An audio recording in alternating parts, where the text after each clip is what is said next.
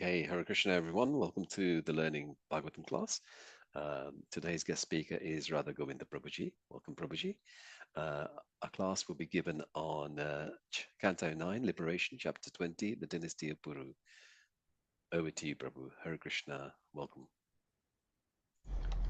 Hare Krishna, Dharmendra Prabhu, thank you for inviting me to come over and say something.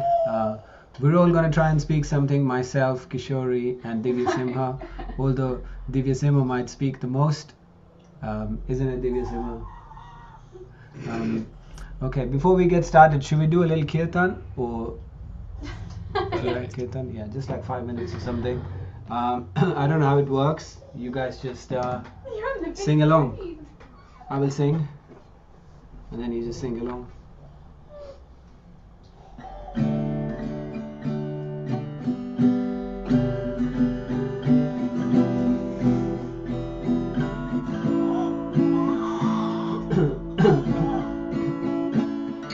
Hare Krishna, Hare Krishna, Krishna Krishna, Hare Hare, Hare Rama, Hare Rama, Rama Rama, Hare Hare, Hare Krishna, Hare Krishna, Krishna Krishna, Hare Hare, Hare Rama, Hare Rama, Rama Rama,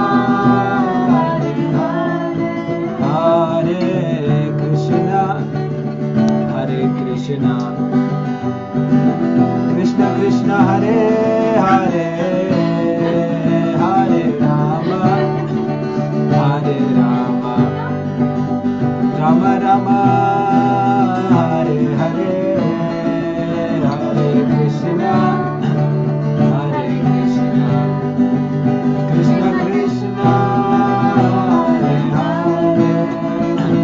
Hare, Hare Rama, Hare Rama, Rama Rama, Hare Hare, Hare Krishna, Krishna Krishna, Hare Hare, Hare Rama, Hare Rama, Rama Rama, Hare Hare, Hare Krishna, Krishna Krishna, Hare Hare, Hare Rama, Hare Rama, Rama Rama, Hare Hare,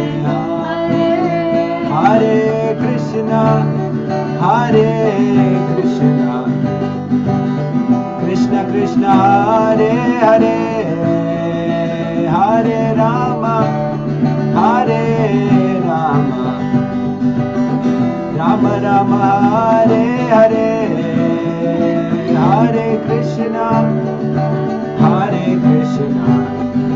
Krishna Krishna, Hare Hare, Hare Rama, Hare Rama, Rama Rama, Hare Hare, Hare Krishna, Krishna Krishna, Hare Hare, Hare Rama, Hare Rama, Rama Rama, Hare Hare, Hare Krishna,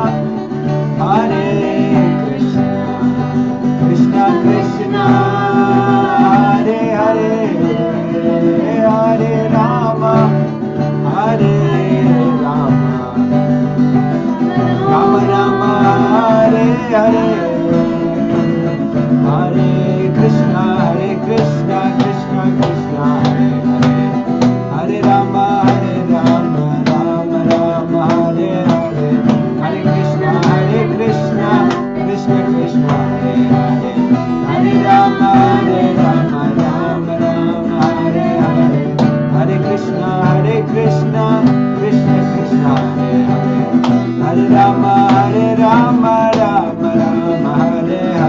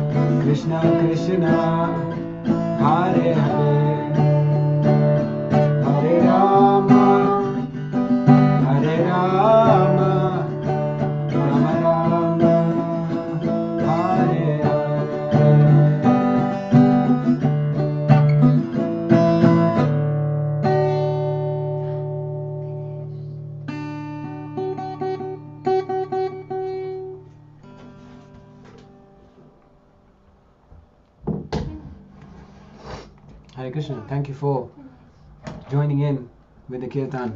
If you did. If you did not, that's okay too.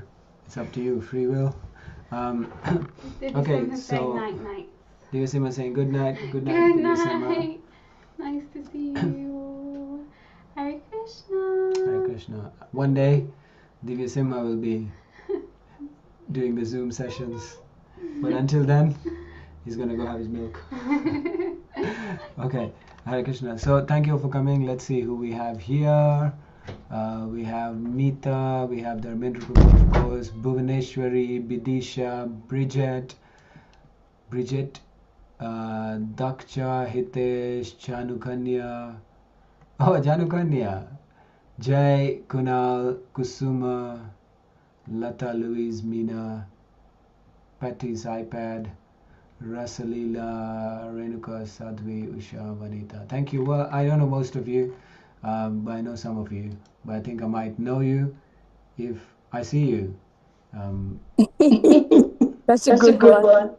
Yeah, well, that is definitely Hare Janukanya. Krishna, by the way, your singing is getting better. It's getting better. Thank you. Thank you for the encouragement. I will try and keep on working on it, and hopefully it'll be even better one day. Okay, great. So we should get started. What is the time? It is 2011. Okay, so I have about 45 minutes, and then we'll open it up for questions. It's an interesting chapter. I know you've been reading the 9th canto, and you've been through the pastimes of Lord Ram by the time we got to this point. So let's carry on. So this chapter is talking about the dynasty of Pūru. Okay, there are a lot of names in this chapter. This person did this, this person's son is that, that person's grandchild is that, and that person's grandchild is that, and he had these many wives and they had these many children, and I'll let you read that on your own, because it wouldn't make any sense me repeating all the names. But let's get to where the story is. At one point we get to the story of Dushmanta.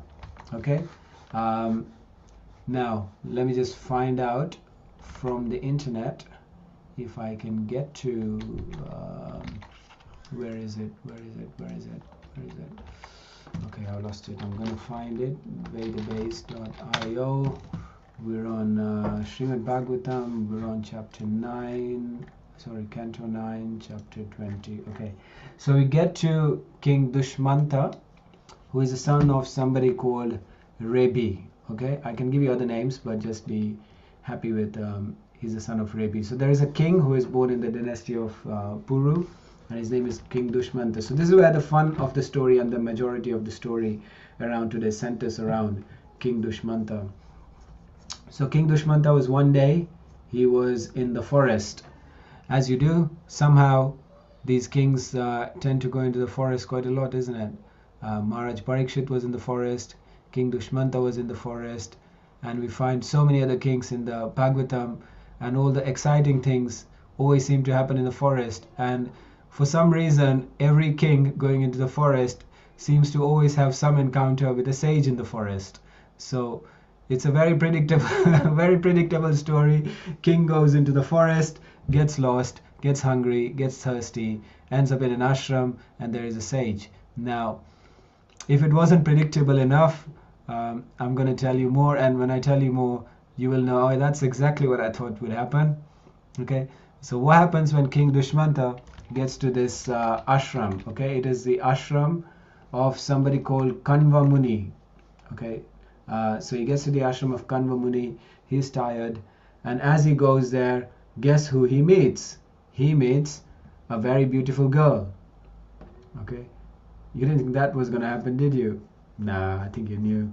There's always a beautiful girl involved in a story in an ashram.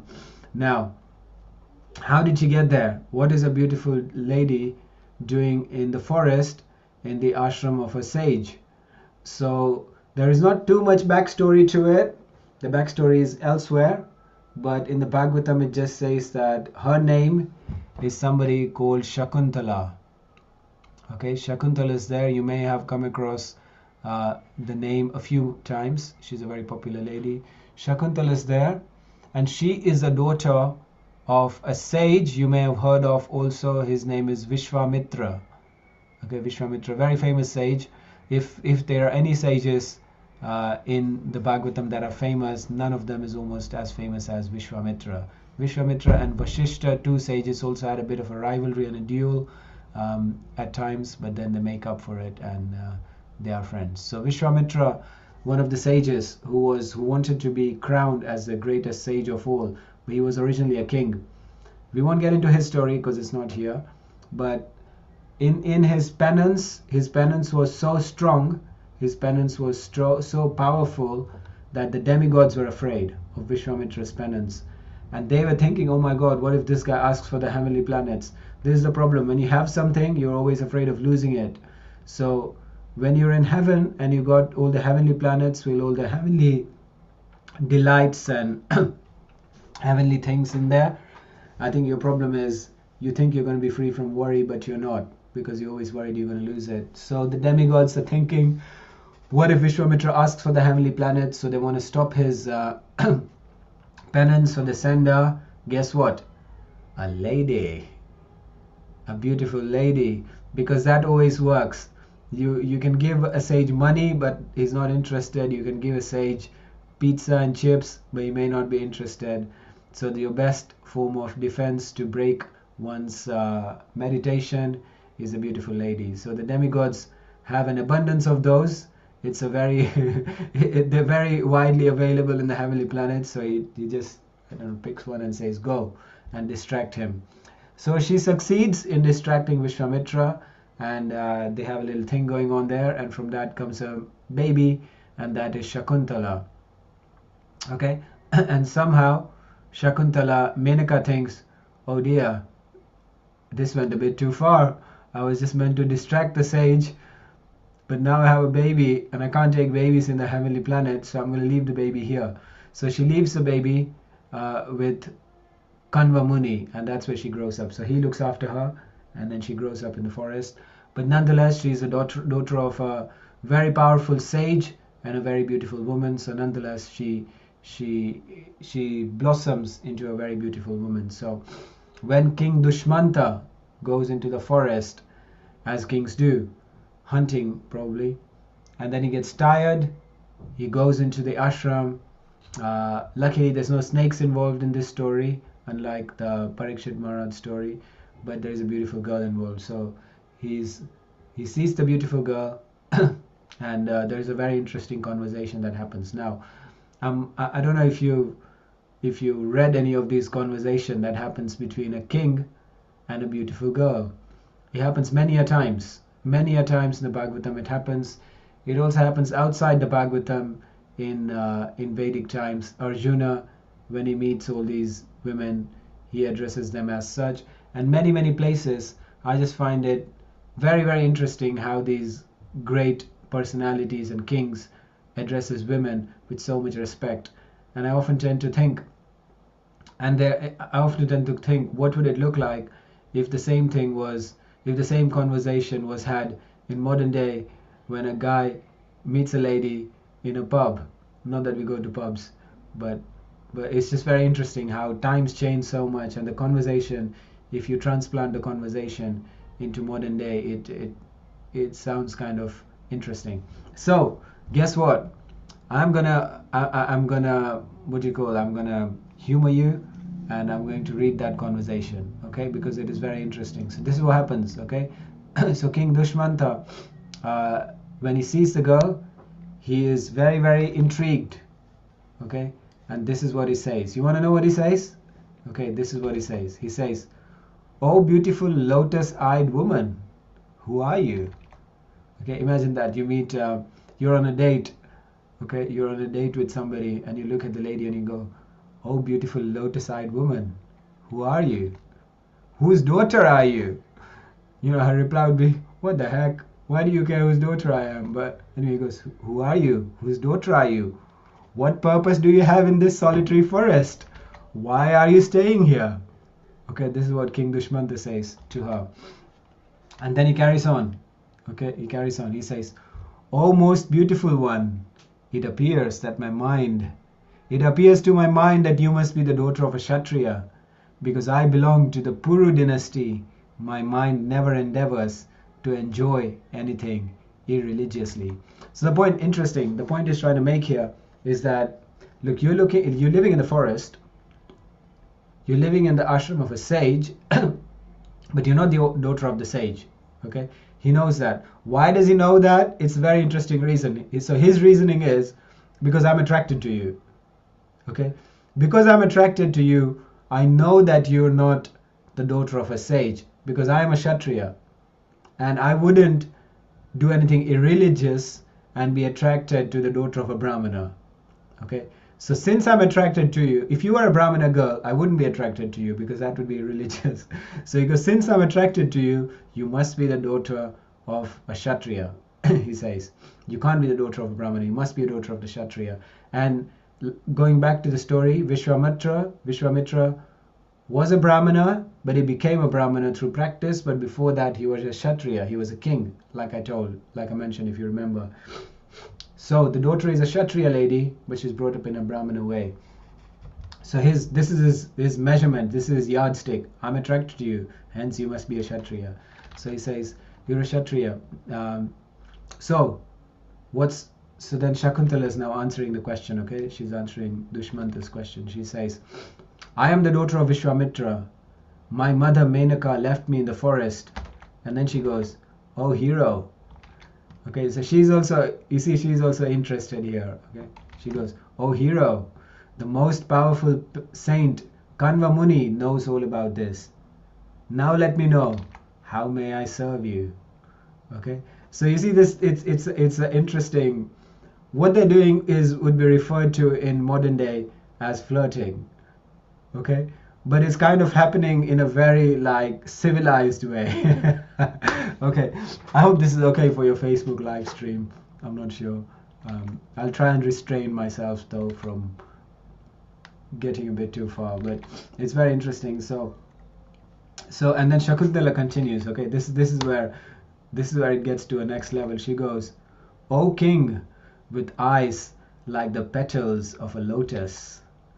Okay, "O king with eyes like the petals of a lotus, kindly come, sit down, and accept whatever reception we can offer. We have a supply of Nirvara rice that you may kindly take." Now, I have no idea what Nirvara rice is. Please don't ask me that question at the end of class. My answer is going to be it's some kind of a rice. Okay, "And if you so desire, stay here without hesitation." So she's telling the king, she's also interested. So you see, they're expressing interest and they're flirting without crossing any boundaries. It's very interesting. Okay, so she does that. So then King Dushmanta says, "Oh Shakuntala, with beautiful eyebrows." That's his reply. "Oh Shakuntala, with beautiful eyebrows." He goes, "You have taken your birth in a family of the great Saint Vishwamitra, and your reception is quite worthy of your family. Aside from this, the daughters of a king generally select their own husbands." So you see what he's doing here. Okay, I'm just psychoanalyzing the king. So he's saying like, look, if she was a daughter of a sage, it gets very complicated. Okay, because then she has to go ask the sage is going to go, look, she's a brahmana, it's not going to work. So he's worked out that she's a daughter of a kshatriya, but he still doesn't want to go and ask the sage who's looked after her whole life. So the king is trying to tell her, you're the daughter of a king. That's why he keeps bringing it up. You're the daughter of a king, and daughters of a king usually select their own husbands. Okay, so there's in Vedic society, there is arranged marriage. People have arranged marriages and stuff like that. But in Kshatriya society, the women pick their own husbands. And you will remember this from the story of Lord Ram. Okay, Sita was the daughter of a king. Okay, and so she picked her own husbands in a swayamvar. But obviously, to help her father had arranged like this competition, picking up the bow and like stringing the bow and stuff like that. But obviously, even if somebody strings the bow, the girl doesn't have to accept the guy just because she strings the bow. She can always say no. Okay, because she still gets to pick, but it's just so she gets an idea of who would be a worthy candidate. Although if she did say no, then there would be a fight, because then the king who would have won would have said, look, I won the competition, but now you're not choosing me. So there would be a fight. But still, the girl is not obliged to choose that person who wins the competition. She can choose whoever she wants. But it was Lord Ram, it was Sita, she had to pick him. Okay, because they're eternally together. In the same way, Rukmini, okay, well, Rukmini was kidnapped, but even if she wasn't, she would have picked him. So there's many stories like that. Arjuna, when he goes to pick Draupadi, again the same thing. So Kshatriya women usually pick their own husbands, but she is a Kshatriya woman, but she's living in the forest as a Brahmana woman. But the king is reminding her that, look, you're a Kshatriya woman, so you should pick your own husband. In other words, I don't want to go and bother asking him, because he may say no, but you can make that choice and pick me. And I know you like me because you just referred to me as, oh hero, oh king with the eyes like a lotus petals. Come and have nirvara rice and stay as long as you like. So they've got this thing going on, okay? He knows what's happening, she knows what's happening, and they want to get together, okay? Now, here's what happens. Here is the next line. This is a very interesting line, because he asks her that a Kshatriya woman can pick their own husband. And what does Shakuntala do? She doesn't say anything. Because it would be sort of too forward for a girl to say yes. Okay? It would be too forward, and that's not considered nice. But what's as good as saying yes is not saying anything.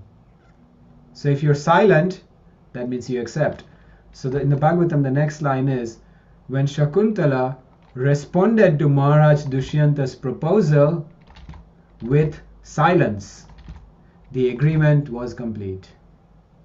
Okay? Because if she didn't like him, she would have said no, and then it's pretty clear. But she doesn't want to say yes because that's too forward, so she just remains silent, so that means it's a yes. So anyway, so that's how the story progresses. Okay, Shakuntala and Dushmanta have agreed to be together and married. Now, what's going to happen here? Listen to this. They're not wasting any time. Okay, this is, and remember, he's just come off a horse, and he's just come to the ashram. So it's just been like 5 minutes or 20 minutes or half an hour or whatever. They've met and they've had this conversation. This literally 2-minute conversation is what they've had. Now, so that's done. So then the king, who knew the laws of marriage, immediately married her by chanting the Vedic pranava, which is the Om, in accordance with the marriage ceremony as performed among the Gandharvas. So there are different types of marriage ceremonies as well that are performed. We do Vedic weddings at the temple. I do weddings. Okay, I've done so many weddings so far, so I get people married, but we have a whole ceremony for that. But in Gandharva style, weddings happen by agreement. If you agree, if I agree, if we both say yes, we're married. All you need is a few mantras. Okay, you don't need any ceremonies. That's a Gandharva wedding. She says yes, he says yes. Well, she's silent, which is a yes, and he says yes. They know they want to get married. So king goes, great, I'm just gonna chant a few mantras and get the, seal the deal. Okay, so he chants a few mantras, he chants the Omkar specifically, and now they're married. So he's still not going to waste any time. He says, you know what, since you invited me to stay over, guess what? I met you, we both like each other, we're married now, hence, I'm going to stay over. Okay, so what Dushmanta does is he stays over. Now, when a couple are married, and then they stay together at night, guess what happens? Well, you know what happens. Shakuntala gets pregnant. Okay. So this is all happening. This is all happening in the same evening. Okay. They met. They had a conversation. They've agreed. Okay. But it's all happening religiously. That's the important thing to remember. It's not just meet in the pub, go for a drink, have your one night stand. That's not what's happening here. He's met. They like each other, they've agreed upon each other, both parties consent, they've chanted the mantras, they got married. Okay, so now it's interesting that Prabhupada does write that Dushmanta, when he saw this beautiful lady, his lust was aroused. Okay, he became a bit lustful, okay, towards that woman. But he knows that I can't just go and do what I want. Okay, that's not right. I have to do this the right way. So what he does, he's not just going to go and satisfy his lust. He's like, no, I'm going to do this a proper way. So I'm going to ask her, and if everything is okay, we get married, and then we do our business. Okay? So everything that happened, it may seem very, very forward, but it's actually happening in the right way. He meets her, asks her, they get married, and she gets pregnant. Okay? So sex for babies. So he knows that if I have to satisfy my lust, it has to be done in a religious way, and that means having a child. Okay, so he does that. So that happens that night, and next morning, interestingly, the king goes, all right, see you later, and then he goes back to his kingdom. So everything happens in one evening. The meetup, the conversation, the agreement, the wedding, the child, the pregnancy, everything happens in one evening and night, and next day he goes back to his kingdom, and life carries on for some reason. Okay, stay with me. Then what happens is, obviously, the child is born. Okay, the child is born, and this child is a partial expansion of the Supreme Personality of Godhead. This child that is born, and his name is, any guesses what his name would be? His name is King Bharat. Maharaj Bharat, exactly. That is King Bharat. And Bharat was a very powerful boy. Okay, he is a very powerful boy. Obviously, he's a partial expansion of the Lord. He's a very powerful boy. And one of the things the Bhagavatam talks about him is how he would, as he grew up, he would go into the forest. Obviously, they're living in an ashram in the forest, so forest is very place. And he goes into the forest, and then he comes back with a lion one day and plays with it. Okay, he tames the lion. He's strong enough to tame the lion, and then he's playing with lions. Okay, this is what he does. So he's a very strong and powerful guy. And like this, the child grows up. And then one day, Shakuntala thinks, wonder how dad's doing. We should go see him in the kingdom. So Shakuntala takes the boy, Bharat, and then he goes to the kingdom of Dushyanta. Okay, he goes to the kingdom to meet the king. She meets the king. Interestingly, what's happened is after Bharat Maharaj, Maharaj Dushyant has come back to his kingdom, he gets absorbed in his sort of kingdom affairs and worldly affairs, and many years have passed by because the child is obviously grown up now. And he doesn't remember anything. So the wife and child go to the kingdom, and he goes, sorry, who are you, and who's this kid, and what's going on here, and why are you both claiming to be my child and my wife? So he doesn't accept that. Interestingly, what happens is there is a voice from the sky. So there is thunder, lightning, okay, and there's a voice that comes from the sky, and it says, no, this is your wife and child, and you have to take them in. So, well, there is no other confirmation than a voice from the sky. I mean, if there is a voice in the sky, I would accept as well. If imagine that just sitting in bushy and there's like a voice from the sky. So he hears the voice, he accepts them, takes them in, and then he looks after them. Okay, he looks after them.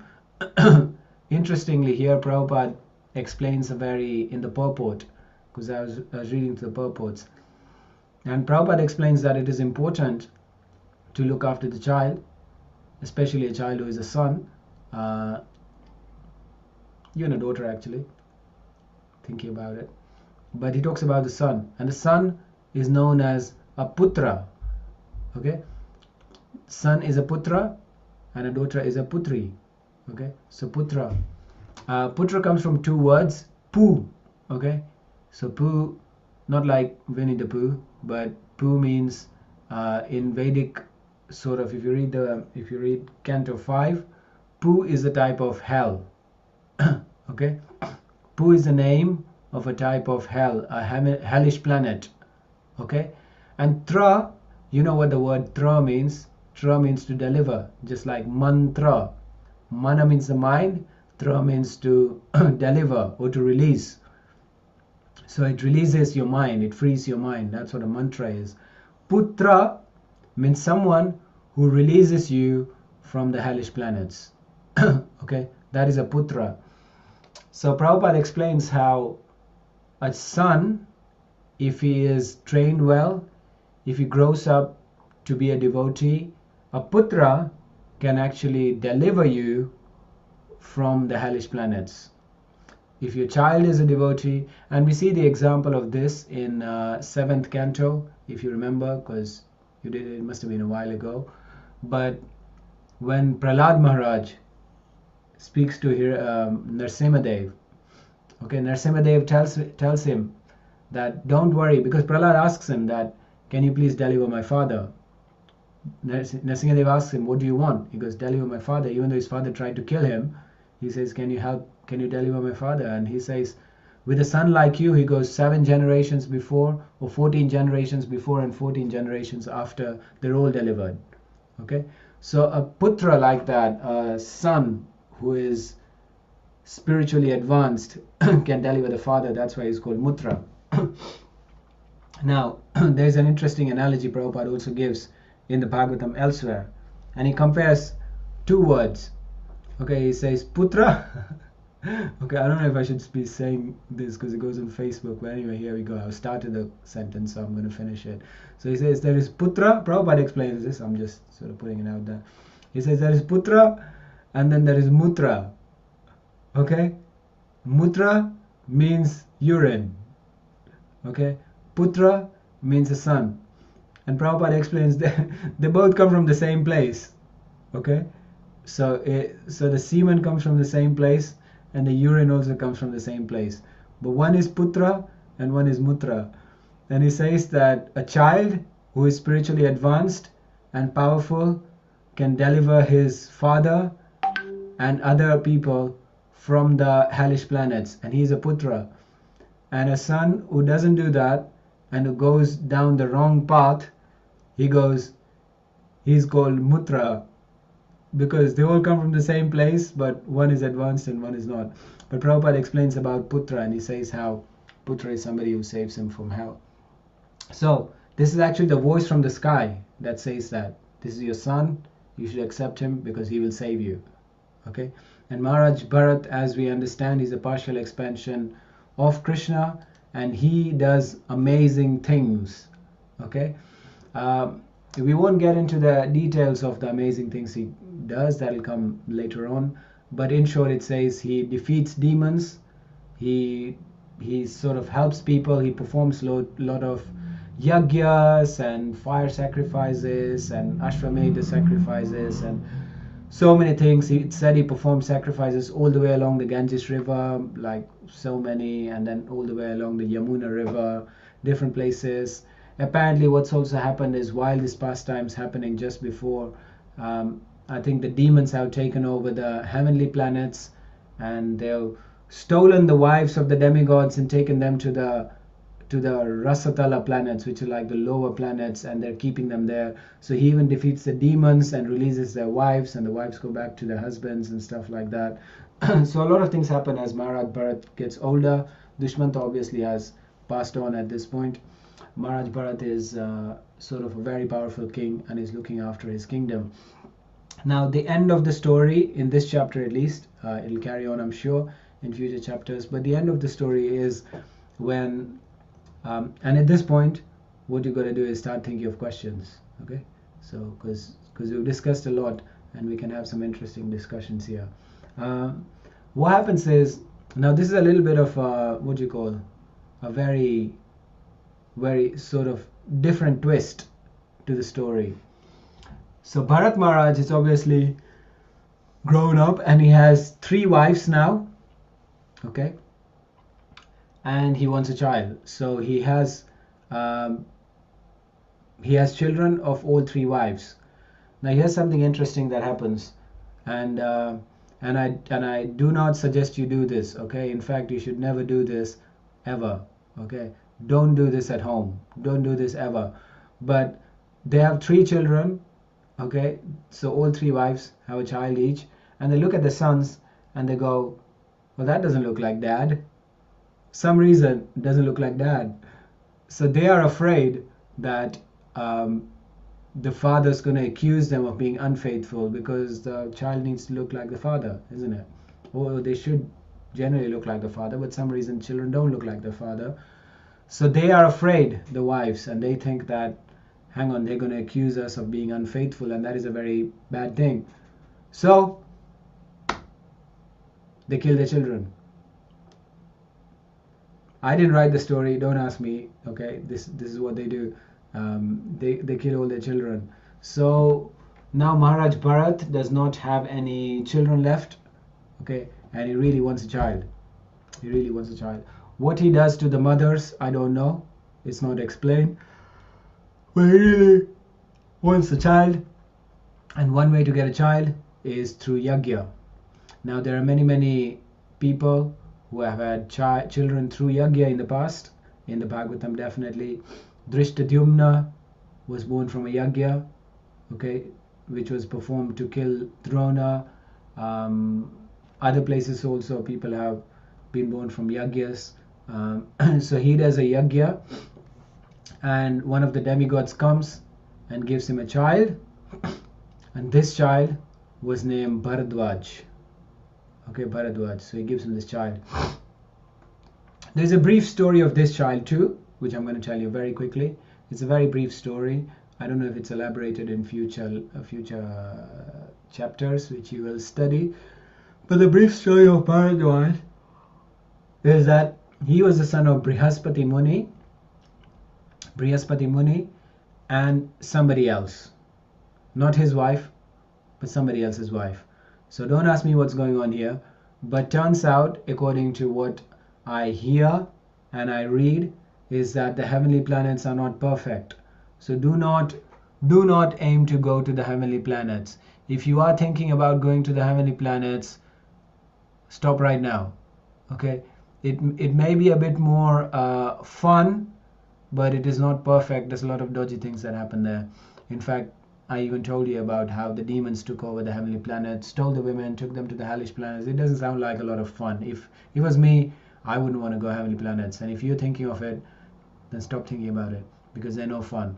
But Brihaspati, who is the spiritual teacher of all the demigods, he ends up doing a boo-boo and having a child from another woman. Turns out the other woman is wife of his brother. Okay, talk about making things complicated. So they have a child. The child's obviously looked after, but then nobody really wants the child. So here, Bharat Maharaj really wants a child. He's performed a yagya, and then so the demigods saying, hang on, there's that guy over there. Why don't we give him to Maharaj Bharat? So then they take Bharadwaj, who is the son of Brihaspati. So he's very intelligent. He's the son of a spiritual master of the demigods. And then Bharadwaj is given as a child to Bharat Maharaj. And that is the end of the chapter. So now, what I want you to do is tell me, before we get to questions, I think you can all share some lessons that you learned from this chapter. Okay, you must have thought of something. So let's do a little brainstorm. And I have spoken for 45 minutes, but it is now time for the next 5 or 10 minutes for you to tell me what are the lessons you learn from this story, and then obviously we can take questions. But first, let's see what you learned. So you can unmute and speak if you like. I don't see everybody on my screen, so don't put your hand up because I may not know. Just unmute and speak. Go for it. What did you learn? Unless you didn't learn anything. Not so much difference between Sorry, what's that? them. Wow, what's happening? Is it okay? Yep, that's fine. Okay, thank you. The situation between man and woman is not so much different than now today. The only difference is way of talking, how they talk. Then they talk like more poetic way, but today is not that way. It's not so much change, actually. There is only a slight change, not so much. Okay, so you think things are very similar to how they were before, but it was a bit more civilized. Almost, yes. Great, thank you. Any other lessons anybody learned from the story today? If you would like to speak.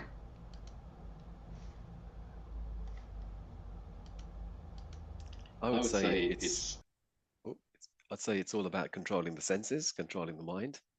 I think that's the key message that was coming out from here. Sadhvi Mataji, would you like to come back? I have a question. Not that I have more to say what I have understood. I read many times before I really can't say exactly 100% what I have learned. But I have a question here, and that question, it has to do with verse 16, where it used the word Omkara. And in my, I hope I have not misunderstood. In my understanding, the Omkara is used often for Lord Shiva,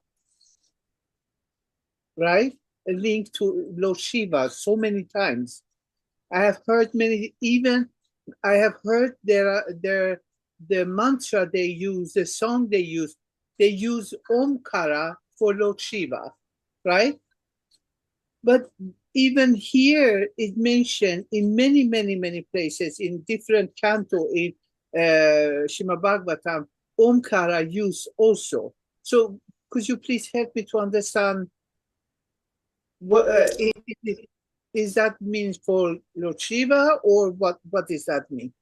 Thank you. Thank you, Sadhvi Mataji. My understanding is that Omkara is the sound form of creation, and Krishna explains in the Bhagavad Gita. If you read, there is a chapter. I think it's either chapter 8 or 10, because in both chapters Krishna goes through, when Arjuna asks the question that how do I see you, Krishna, in this material world, and Krishna goes through a list of things of this I am this, of this I am this, of animals I'm the lion, of water I'm the taste of water, like that. So he does mention that I am the syllable Om. So Krishna says that. So in my understanding, what that means is Krishna is present in sound form. Just like when we chant a mantra, like a Hare Krishna mantra, Krishna is present in sound form. A mantra is a sound form of a deity that it is talking about. So Om also, Krishna explains that I am the syllable Om. So as far as we see historical scriptural reference, it is a form of God. Okay? And hence, when you chant the mantra Om, it means Krishna is present. And I think the point here is that the king is chanting the mantra Om because he wants to perform a wedding in the presence of God. And hence, he's chanting the mantra Om because then God is present in that sound form, and then his performance is Vedic. Why Om is associated with Shiva, I don't know. Maybe. Not that Om is that Omkara, not only Om, Omkara. So what's the difference between Om and Omkara? That is what I'm asking. Why is used Omkara when I have heard many times Omkara used for Lord Krishna, for Lord Shiva? Yeah. But Omkara even here is mentioned many times. So what is the difference between only Om and Omkara? That is my question. Thank you. Yeah, it's the same thing. Omkara just means the sound of Om. Okay, the vibration of Om is the Omkar. Okay, so that is what it is. Why it's used for Lord Shiva? Because of Bollywood. Okay, there's a lot of Bollywood that connects Om to Lord Shiva, but there is also the thing that Om is a sound form of God, and it's an impersonal feature of God. Okay, it's an impersonal form of God, right? Om doesn't have a form. There's no person Om, or maybe there is, but I don't know. But Om is usually the sound form of God, and it's an impersonal feature. And a lot of followers of Lord Shiva are followers of an impersonal philosophy, and their understanding of Om is, their understanding of God is impersonal, that God is not a person. And hence, because Om is the sound form and impersonal feature of God, Shiva followers relate Om to the impersonal deity, and because they're followers of Shiva, they relate Om with Shiva. So I think that is where the connection comes from, but there is no particular evidence that I know of that says that Om is related to Lord Shiva. Okay, because Om, as far as I know, from the Bhagavad Gita, Om, Krishna says that I am the syllable Om. Like that. Okay, so I hope this helps, but that's all I know about Om. Thank you. Hari Om, that's it. Okay, any other questions or anything that you have learned from today's session? Would you like to share some realizations? Anybody else want to have a go? Hare Krishna. It just appears that there seems to be no kind of animosity after the one night, and the separation, and they just get on with life and until they meet up again, I guess.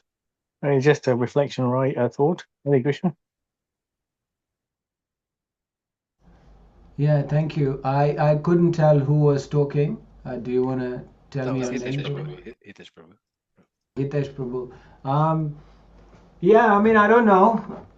It doesn't really go into much detail about what they were thinking and stuff. Maybe there was some animosity, or maybe maybe not animosity, but I'm sure I'm sure the woman's thinking, where's the dad? Why am I looking after the child and the guy's not there? So there might be something, or there might not be. I don't really know. It's not really discussed. Maybe it's discussed elsewhere, where the story is more elaborated. A lot of these stories are elaborated in the Puranas, and yeah, I don't know. We've got a question on the chat, Prabhu. It says, is there more than one? Oh, just gone. 1 second. Is there more than one Bharat Maharaj? Yeah. Rishabh Maharaj was also called Bharat Maharaj. Yeah, there must be, from what I know. Yeah, you get a lot of repeat names, so yeah, there must be more than one Bharat Maharaj. Okay. Louise Mataji, would you like to? Hare Krishna. So I can't raise my hand. I'm sorry. I wondered if there's a space for me to ask a question. Yeah, if we go to Louise Mataji first, and then Yes, after please. come to you, Janakanya Mataji. Sure. Louise Mataji, would you like to ask your question? Hare Krishna. I haven't been part of the Krishna consciousness movement for very long. And so I was wondering, are these stories at all allegorical as well? Hi there, Louise. Yeah, thank you for asking that question.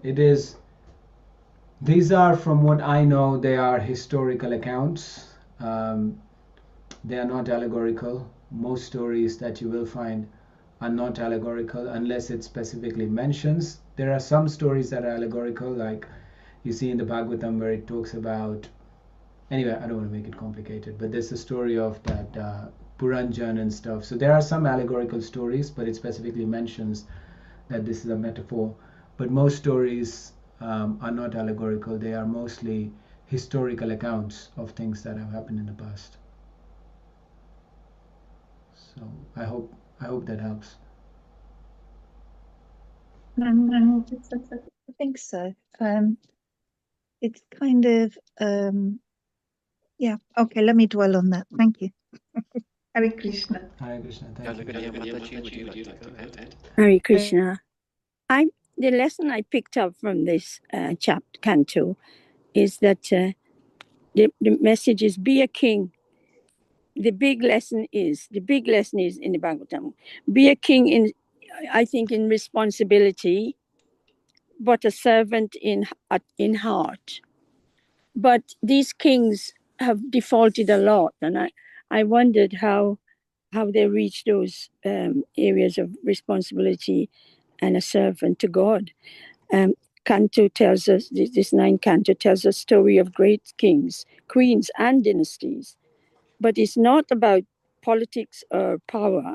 It's about how they use their position to serve God. I think that doesn't seem to come up very easily in the chapter, but I think that's what I picked up. So the duty is devotion together.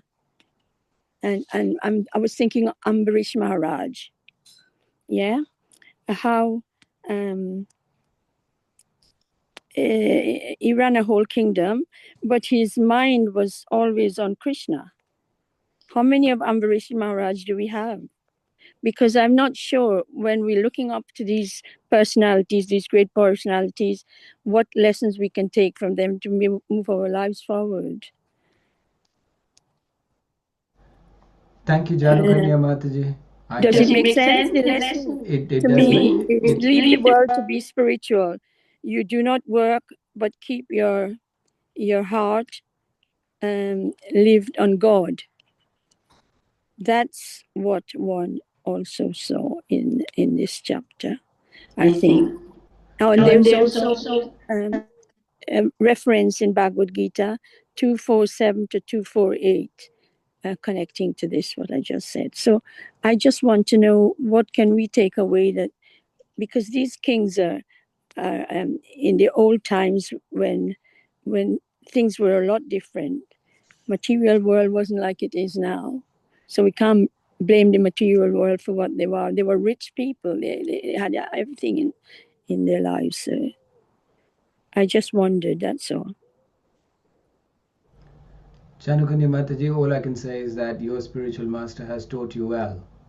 And they're very good realizations. And you are right, I agree with you that I think from all these stories we have to learn and see how in different situations we can think of the Lord and make spiritual progress. All of the other drama may go on the side, but I think our main aim, especially because it's in the Bhagavatam, is because the Bhagavatam is trying to teach us how in different circumstances and situations we can take up to service of Krishna. Because Bhagavatam is a spiritual book, and why would it's not gossip. You wouldn't find any gossip in the Bhagavatam. It's all there for a purpose, and it's there to help us realize what you said. So thank you for that comment. And a good example is Gajendra.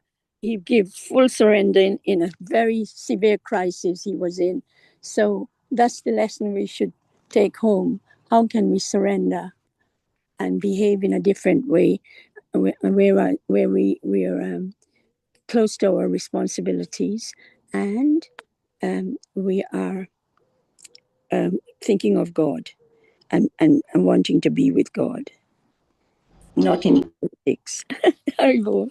Hare Krishna. Thank you so much, Mataji. And it is almost 9 o'clock, so I'm going to hand it over to Dharmendra Prabhu, and I want to say, sorry? We've got one more question. Oh, we got one more. Yeah, go ahead. Okay, so this is the final one. Sadhu Mataji, you got your hand raised. So would you like to ask that final question, please? Hare Krishna.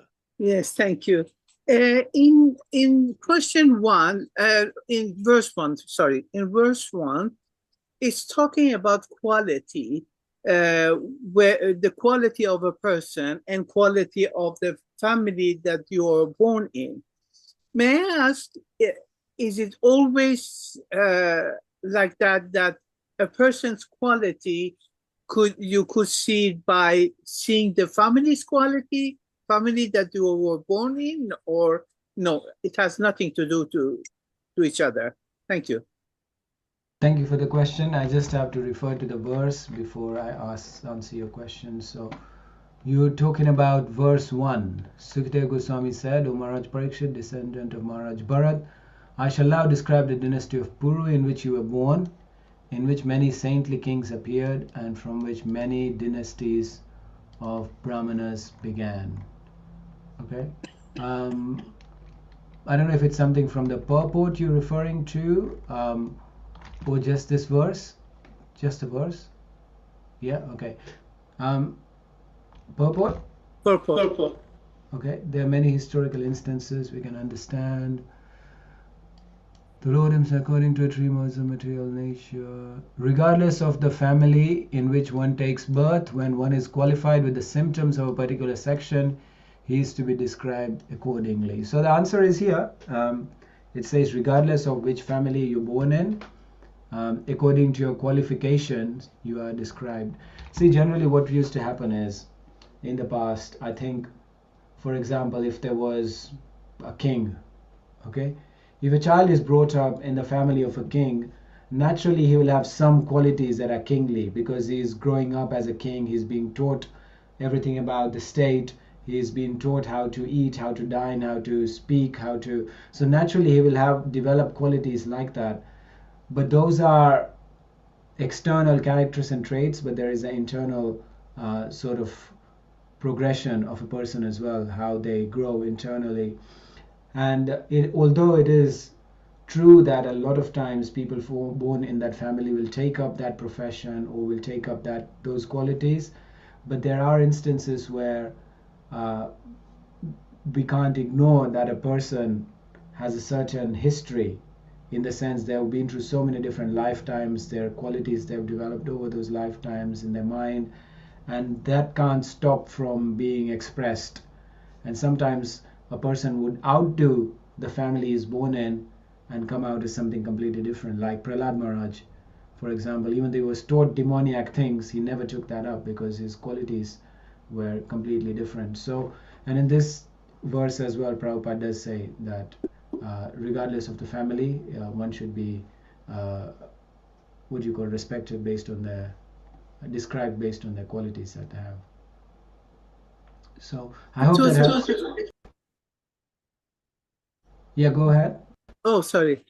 That is what I mean, because I have heard many times that when you're doing practicing this and that and this and that, and if you don't make it now, you will born in the family, or in next life you're going to continue to pick up where you have left off. But then in some cases, I'm not going to mention what because we are recording, in some cases there is a person that, like Prahlad Maharaj you mentioned now, born in demoniac family and doesn't have the slightest of quality of the family that this person is born in.